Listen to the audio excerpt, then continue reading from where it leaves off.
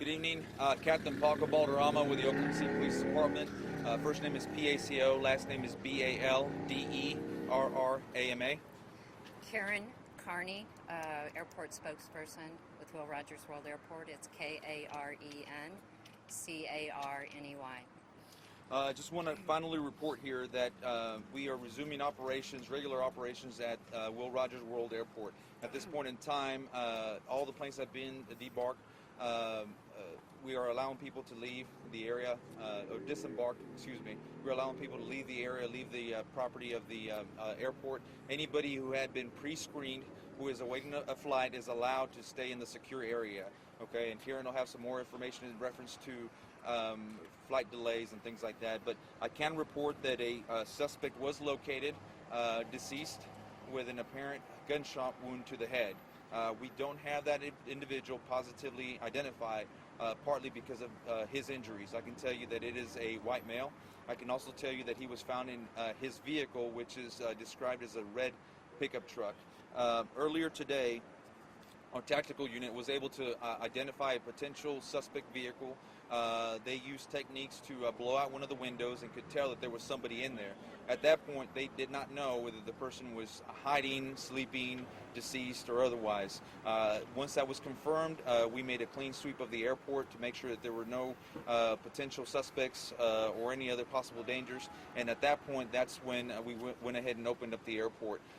Really, the precautionary measures and the delays are really on our part. It was the police department's call to delay things as a precautionary measure. Please keep in mind that when there's unknown, when there's a vehicle that's potentially booby-trapped, there may be things inside the vehicle that we just don't know. We have to take our time. We have to take our time to clear the vehicle to make sure that there's no more danger to the anybody at the airport. So at this point in time, we're trying to resume regular operations at the airport.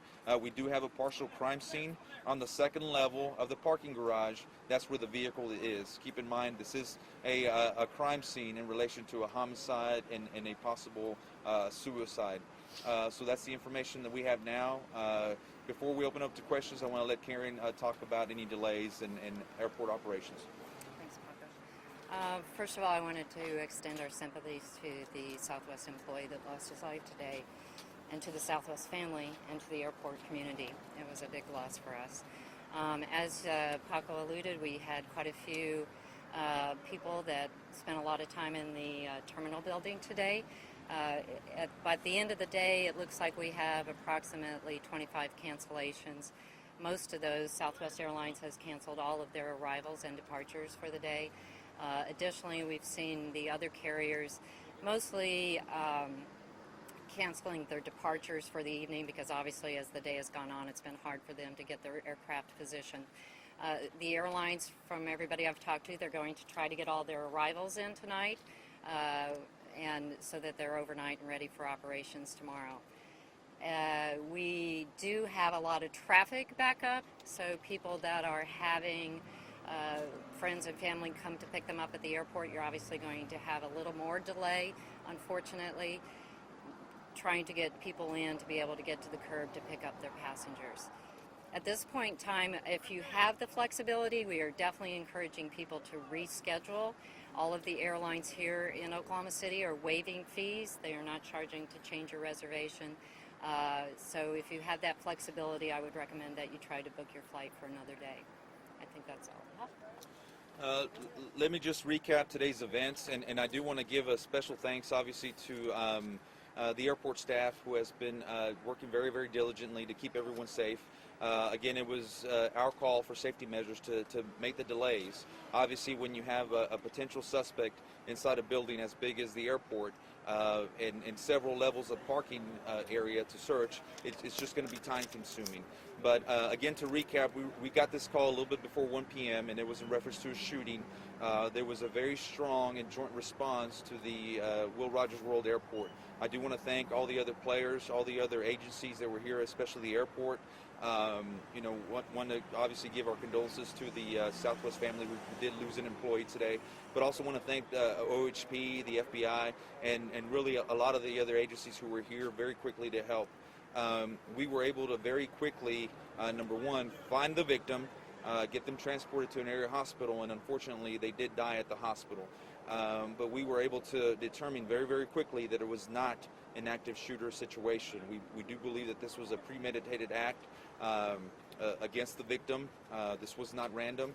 And obviously the investigation is ongoing in reference to the other details, but once we had determined that this was not an active shooter situation, then we basically used all our resources, including our tactical unit and our bomb squad, just to play it safe, to search the entire building, to make sure that everyone was safe, to make sure that there were no other potential threats to anybody here at the airport. We found the vehicle. We're able to determine that somebody was in the vehicle, and then finally we used some of our resources, our tactical robot, to determine there was an individual inside the vehicle who was deceased, we believe of a self-inflicted gunshot wound, and we also believe this is the suspect. So now I'm going to open it up to questions. Is the suspect a former employee of the Southwest? Again, we have not positively identified who the suspect is. The person you believe is, though? Is that Right. We have not positively identified, therefore we can't say, is it possible they were a former employee? Yeah, it's possible, because we haven't identified that person yet. Do you know whether they knew each other? In most cases of homicide, the victim and the suspect do know each other. There were a few tweets saying that this was out of revenge. This guy's, obviously you don't know if he's worked here before, but there were a few tweets out there saying this was some kind of revenge. It's very early in the investigation, so we have to determine that. I can't say that's not the case, but at the same time, I can't confirm that at this point in time. It's too early in the investigation to figure out the exact motive, although the crime does appear to be premeditated. Where was the suspect's vehicle located? The suspect's vehicle was located on the second level parking garage. It is a red pickup truck, and again, we found who we believe to be the suspect deceased in it. Where was the suspect's vehicle in relation to where the victim was shot? All I've seen is aerial footage of the vehicle. I don't know. Is there any crime scene in the terminal that would impact flight operations tomorrow? No, luckily there are not. The only potential crime scene is going to be where the vehicle was at. The rest of it is being cleared away for normal operations. Paco, we've gotten reports this is kind of a sniper type situation. Is that the case? I can't say for sure yet.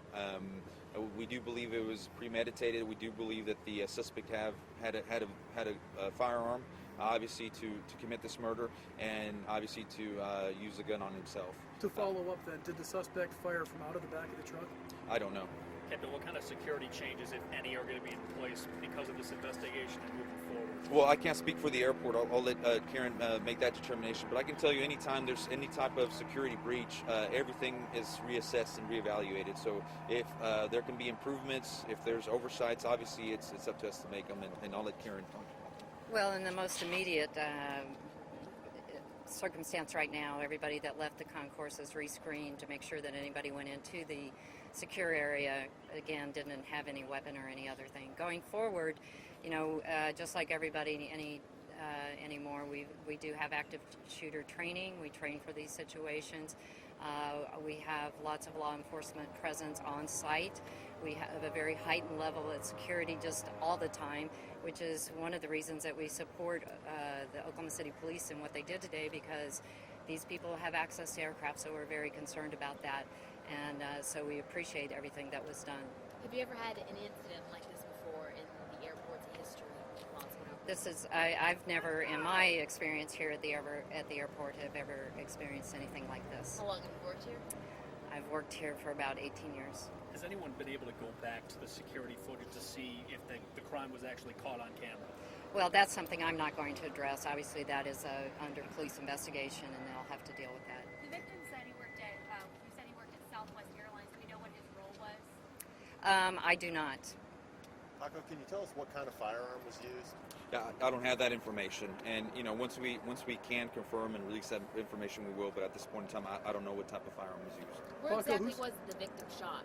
Say again, please. Where exactly was the victim shot? Was it on the second floor of that parking garage? I don't know exactly. I can tell you that I believe they were on the ground level of the parking garage area. It is possible that the victim was either coming to work or leaving to go home. Do you have any evidence that there were any intel that these two had history, or what? Or is it, That's a possibility, are but they related, or they? Well, again, it's very hard to tell that without having positively identified the suspect. And we'd like to do that, but obviously there's a protocol for that. And once again, not to be too graphic, but the victim did suffer from a self-inflicted gunshot wound to the head. So that makes it a little bit more difficult to identify. Paco, who's the pickup truck registered to? I don't have that information. Was that pickup truck found in a place that's open to the public, or is that employee parking or anything like that? My understanding is just in the parking garage where anybody can park, but we have yet to confirm that. But it's been closed off as of